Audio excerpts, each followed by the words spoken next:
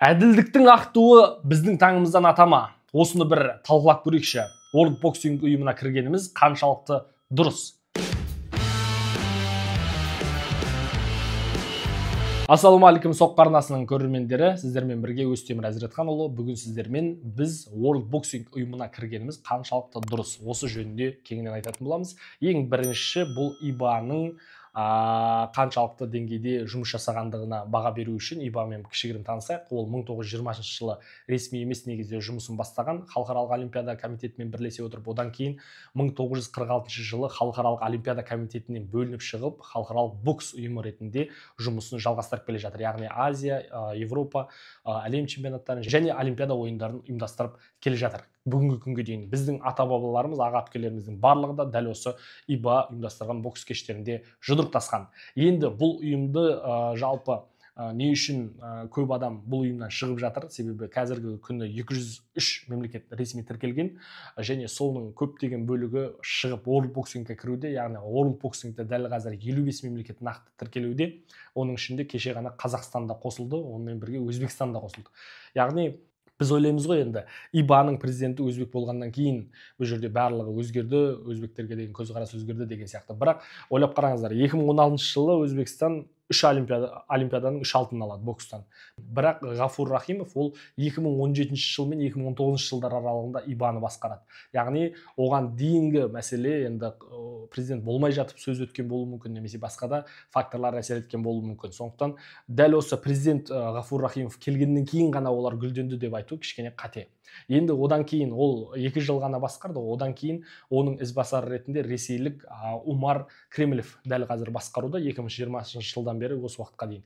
Бірақ жалпы халықаралық осы ұйымдастыру кезеңдерінде бокс ұйымдары ретінде осы 2013 жылдардан бастап шамамен санкция қойыла бастады IBA-ға.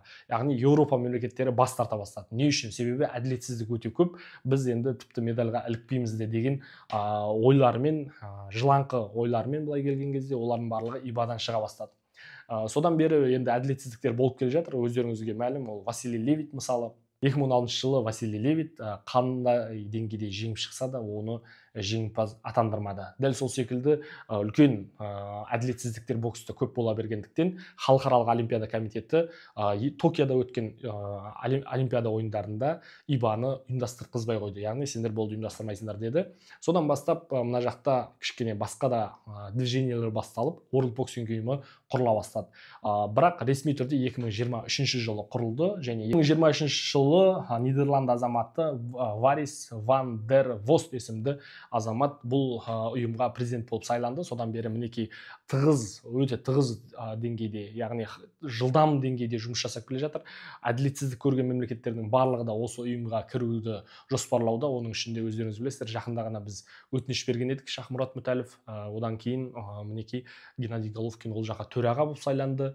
Яғни бір басшыларының қызметінде біздің Геннадий Головкинде жұмыс жасайды. Сондықтан World Boxing ұйымына біздің өткеніміз бұл тұрғысынан, саяси тұрғыдан дұрыс деп есептегенімізбен, World Boxing ұйымы ресми түрде кеше ғана 19 жасқа дейінгілер арасында әлем чемпионатын ұйымдастырды. Бірақ ол жерден де біз қатты бір әділдікті көре алған жоқпыз. Өзіміздің отандасымызды финалда жеңіске жетейін деп тұрған жерінен енді қатты жеңіске жете алмады. Не үшін? 2 нокдаун болды, бірақ 2 нокдаунға қарамастан ол жерде жаңағы әділетсіз шешімдер ғой әлі де. Мысалы бірінші раунд 10-9 беріп тастаған, біз 10-9 жеңіліп тұрмыз.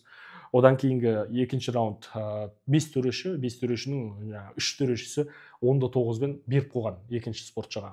Содан болды, екінші раунд бәрін шешіп кетті. Үшінші раундта қайтадан 10-9 бәрін керісінше бізге бергенімен де біз бәрібір 3-2 есебімен жеңіліп тұрмыз. Яғни 29-28, 29-28, 29-28 және келесілері 30-27 болса да, келесі 2 адамның шешімі ол жерде ештеңені шешпейді. Және осы бізді қатты өкіндіреді.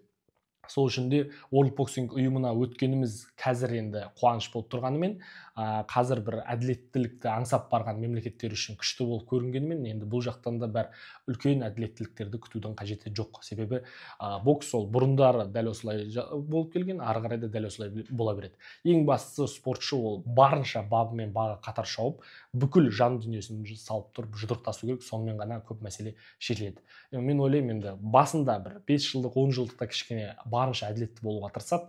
Одан кейін бәрібір бұл ұйымда кішкене нашарлай бастайтын секілді менің ойымша. Ал ИБА да бұл жерде өзінің жұмысын жақсарту үшін, сапасын арттыру үшін әлі де талпынады, тырысады.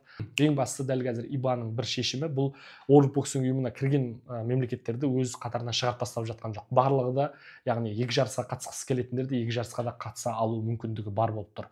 Яғни сол үшін де ИБА ол 203 мемлекет болып, ары қарай күшейіп, өз қателіктерімен жұмыс жасап, қайтадан World Boxingті жоқ қылып жіберіп, халықаралық олимпиада комитетімен бірге жұмыс жасап кетуі мүмкін. Сондықтан World Boxing ұйымына өттік екен болды, барлық мәселенің бәрі түбегейлі шешіледі деген қате ұғым. Сондықтан енді пікір болса, сіздерде қандай да бір пікір, ақпараттарыңыз болса, оның барлығын комментарийға жазыңыздар. Тағы да талдап талқылап көрейік. Мендегі ақпараттар осылай.